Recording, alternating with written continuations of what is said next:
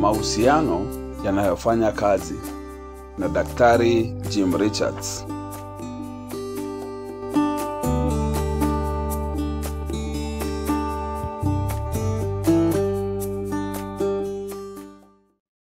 Ninachosema haimaanishi takachomaanisha.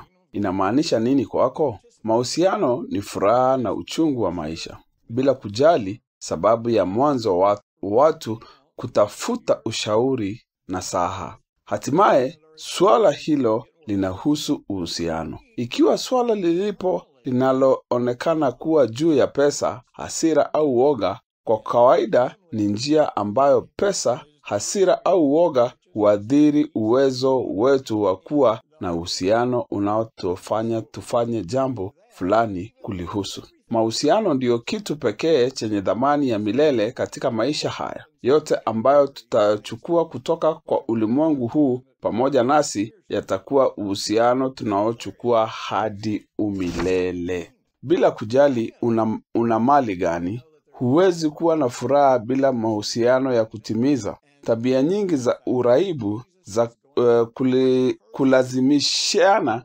hujikita katika mswada ya mahusiano au ukosefu wake.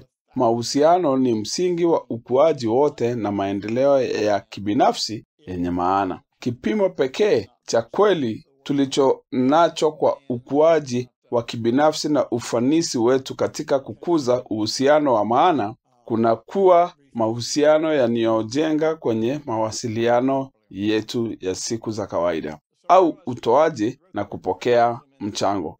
Hatuwezi kuwa na mahusiano yenye maana isipokuwa tukubali haki za watu tunaoshiriki nao maisha. Kwa maneno mengine, katika uhusiano unawapa watu wengine fursa ya kuzungumza juu ya maisha yako. Kwa kuwa maisha yako yanawadhiri, hakuna chaguzi zingine.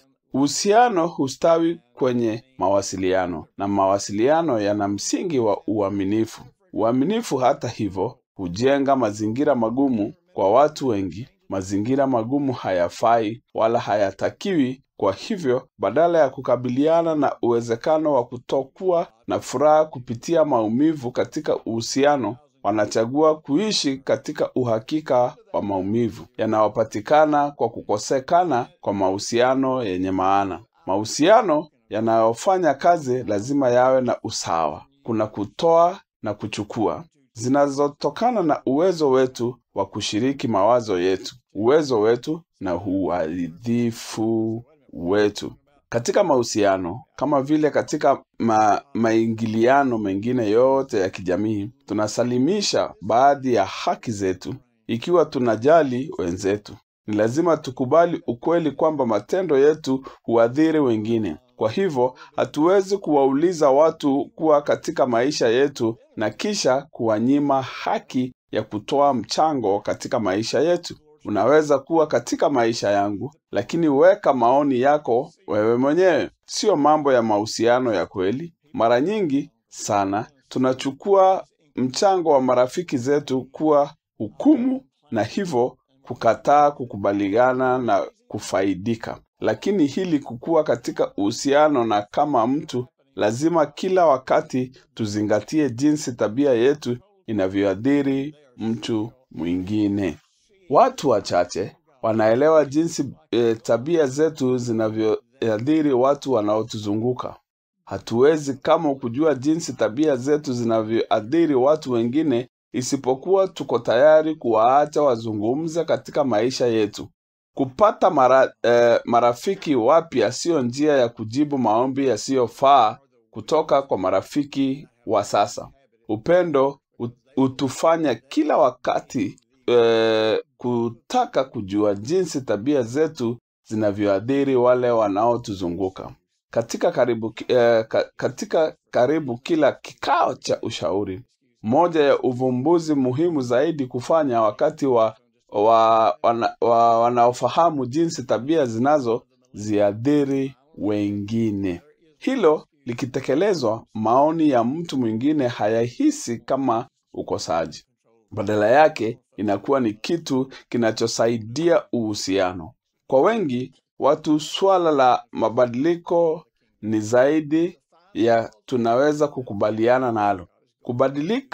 Kubadilika kunaweza kuhitaji kukubali kuwa tumekosea. Mara nyingi tunadhamini kuwa sawa kuliko tunavyodhamini uhusiano wetu. Kutokana na usalama wetu na kutobadilika kwetu, hutufanya kuhama kutoka kwa mtu hadi mtu, tukitafuta uhusiano ambao hauhitaji kamwe ukuaji na mabadiliko.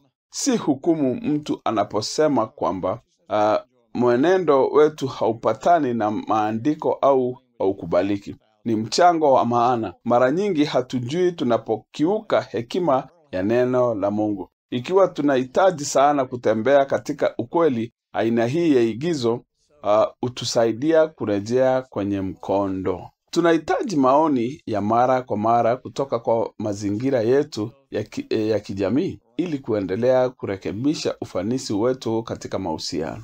Wakati fulani tunakubali maoni kutoka kwa watu ambao tunatarajia kupata kitu kutoka kwao. Kwa mfano, vijana wataruhusu marafiki wao kuwa na uvutano zaidi katika maisha yao kuliko wazazi wao. Mtu msenja ataruhusu mtu anayechumbiana naye awe na ushawishi zaidi kuliko marafiki wengine. Watu wengine huruhusu marafiki fulani kuwa na ushawishi zaidi kuliko wengine. Mara nyingi ushawishi huo upokelewa kwa sababu ya kile tunachotarajia kupata au sio wazi, au ni giliba. Tunapaswa kuwa katika mazingira magumu na watu ambao wana ufanisi katika maeneo ambayo tunahitaji mchango. Tunapaswa kuwa wazi na waaminifu, kuwa watu ambao wako dhabiti na wamethibitishwa kwamba wana upendo wa kweli kwetu. Inajulikana kuwa ni rahisi kumdanganya mtu ambaye anajaribu kulaghai.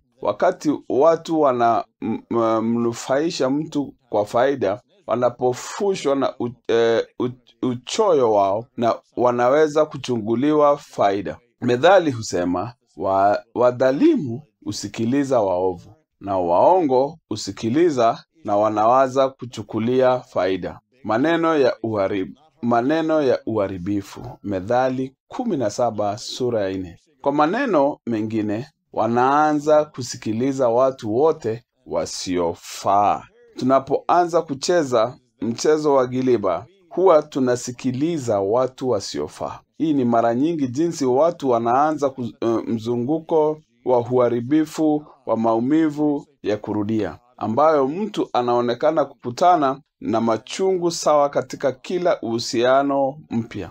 Tunakiuka kanuni nzuri za kujenga uhusiano na kisha tunakula matunda ya njia zetu wakati yote yanaenda vibaya. Hisia zinazoongezeka za aibu na kukata tamaa huanza kutawala maisha yetu. Tunakataa kusikia kitu chochote ambacho hakituimini katika harakati zetu na kutafuta furaha. Tunaziba masikio yetu kwa ushauri mzuri na tunasikiliza wale tu tunaotarajia kufaidika kutoka kwao. Kila uhusiano huisha kwa kushindwa na tunataka watupu na kukata tamaa zaidi. Hata hivyo, tunakataa kuacha njia zetu za uharibifu. Maelewano ya kimaadili ya kupata kile tunachotaka yanakuwa makubwa zaidi kwa kila uamuzi uwezekanao wa maumivu na kurudia uongezeka. Katika hatua hii, kwa wakati watu wenye busara ujaribu kutoa maoni, mtu aliyekata tamaa hata hivyo haoni mchango huo kuwa unaofaa. Badala yake, aliyekata tamaa anaona kuwa yeye ni mpaka, yeye hudhibiti na yeye huhukumu. Mtu huwa anafikiri njia yake ya maelewano itapata anachotaka. Hafai. Methali 14:12 inasema, kuna njia mbele ya kila mtu inayoonekana kuwa sawa, lakini mwisho wake ni mauti. Ni katika hatua hii kwamba pamejeo zote ambazo hazimaarishi kujidanganya hukataliwa kama hukumu. Si kila kitu kinachotusababisha maumivu ni hukumu, wala si makosa pia. Maumivu huja tunapohukumu nia kwa kudhamiri yenye hatia. Kila kitu kinatishia. Mioyo yetu ikituhukumu, chochote chenye changamoto kitatuhukumu.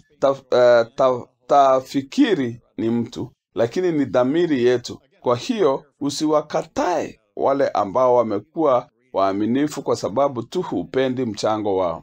Unapojikuta unajitetea au kujibu, jiulize kwa nini unapinga. Wakati mwingine ni vizuri kuwasikiliza watu ambao unajua kuwa hawakubaliani nao, ili tu kupata mtazamo mwingine. Wenye hekima hujifunza kwa mafundisho.